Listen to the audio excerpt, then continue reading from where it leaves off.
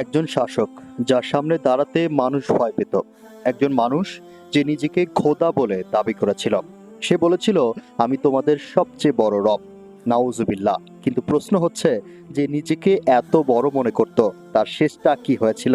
আপনি কি জানতে চান কিভাবে তার সেই অদম্য ক্ষমতা মুহূর্তেই ধ্বংস হয়ে গেল? আপনি কি তাও জানতে চান? তাহলে ভিডিওটি শেষ পর্যন্ত দেখুন। আর এই ভিডিওর শুরুর আগে এমন ইসলামিক গল্প নিয়মিত পেতে এখনই আমাদের এই চ্যানেলটি সাবস্ক্রাইব করুন। চলুন শুরু করা যাক আজকের হৃদয় কাঁপানোর গল্প। এক সময়ের মিশরের বুকে এমন এক শাসক ছিল যার নাম ছিল ফেরাউন। তার রাজত্ব ছিল বিশাল, তার প্রসাদ ছিল সোনায় মোড়া। তার এক কথায় হাজার হাজার সৈন্য জীবন দিতে প্রস্তুত থাকত। মানুষ তাকে শুধু রাজা হিসেবে দেখত না, বরং ভয় আর আতঙ্কের প্রতীক হিসেবে দেখত।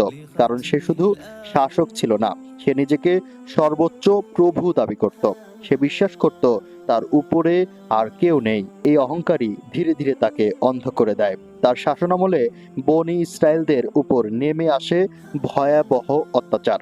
নিরাপরাধ মানুষদের দাস বানানো হতো, তাদের দিয়ে কঠোর পরিশ্রম করানো হতো।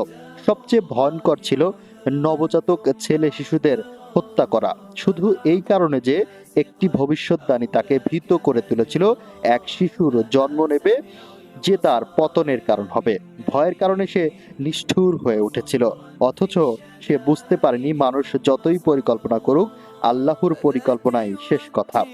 এই কঠিন সময়েই জন্ম নেন হজরত মুসা আলাইসাল্লাম। তার মা ছিলেন ভীষণ আতঙ্কে, কারণ যে কোনো সময় তার শিশুটাকেও হত্যা করা হতে পারে। তখন আল্লাহ তাকে নির্দেশ দেন শিশুটিকে একটি ঝুড়িতে রেখে নদীতে ভাসিয়ে দিতে। কল্পনা করুন, একজন মায়ের জন্য এটা কত কঠিন সিদ্ধান্ত ছিল। নিজের সন্তানকে চোখের সামনে পানিতে ভাসিয়ে দেওয়া, কিন্তু তার বিশ্বাস ছিল আল্লাহর উপরে। অবিশ্বাস্য হলেও সত্যি, সেই ঝুড়ি ভেসে গিয়ে পৌঁছায় ঠিক ফেরাউনের প্রসাদে। আর ফেরাউনের স্ত্রী শিশুটিকে দেখে মুগ্ধ হয়ে যান, তাকে নিজের সন্তান হিসেবে লালন পালনের সিদ্ধান্ত নেন। এ যেন এক অলৌকিক পরিকল্পনা। যে শিশুর ভয়ে এত নির্যাতন, সেই বড় হচ্ছে ফেরাউনের নিজের ঘরে, তার চোখের সামনে। বছর কেটে যায়, মাস কেটে যায়, মুসা আল্লাহ সাল্লাম বড় হন, শক্তিশালী হন, জ্ঞানী হন।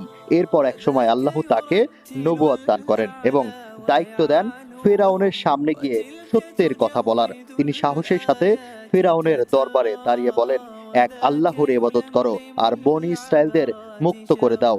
এই কথা শুনে ফেরাউন ক্ষেপে যায়। সে হাসে, উপহাস করে, বলে, তুমি কি পাগল? কারণ অহংকার তাকে সত্যি বুঝতে দেয় না। তখন মুসা আল্লাহ সাল্লাম আল্লাহর নিদর্শন দেখান। তার লাঠি এক বিশাল সাপে পরিণত হয়, তার হাত উজ্জ্বল আলোতে ঝলমল করে। কিন্তু ফেরাউন এটাকে জাদু বলে অস্বীকার করে। সে নিজের ক্ষমতা দেখাতে দেশের সেরা জাদুকরদের ডেকে আনে। এক বিশাল প্রতিযোগিতার আয়োজন করা হয়। সেদিন হাজার মানুষ জড়ো হয়েছিল এই দৃশ্য দেখতে। জাদুকররা তাদের সব কৌশল ব্যবহার করলো, দড়ি আর লাঠিকে সাপের মতো দেখাতে লাগলো। কিন্তু যখন মুসা আলাহিসাল্লাম সাল্লাম তার লাঠি নিক্ষেপ করলো, তখন সেটি সত্যিকারের সাপে পরিণত হয়ে তাদের সব ভেলকি গিলে ফেললো। সেই মুহূর্তেই জাদুকররা বুঝে গেল এটা কোনো জাদু নয়, এটা সত্য। তারা সঙ্গে সঙ্গে সেজদায় পড়ে গেল এবং ঘোষণা দিল, আমরা মুসা ও হারুনের রবের প্রতি ঈমান আনলাম। এই দৃশ্য ফেরাউনের অহংকারে আগুন লাগিয়ে দেয়। সে রাগে ফেটে পড়ে, জাদুকরদের ভয় দেখায়, হাত পা কেটে ফেলার হুমকি দেয়। কিন্তু তারা আর ভয় পায় না, কারণ সত্যকে একবার চিনে ফেললে আর ফিরে যাওয়া যায় না। ফেরাউন আরো নিষ্ঠুর হয়ে ওঠে, তার জুলুম বেড়ে যায়। সে ভাবে তার ক্ষমতা চিরস্থায়ী।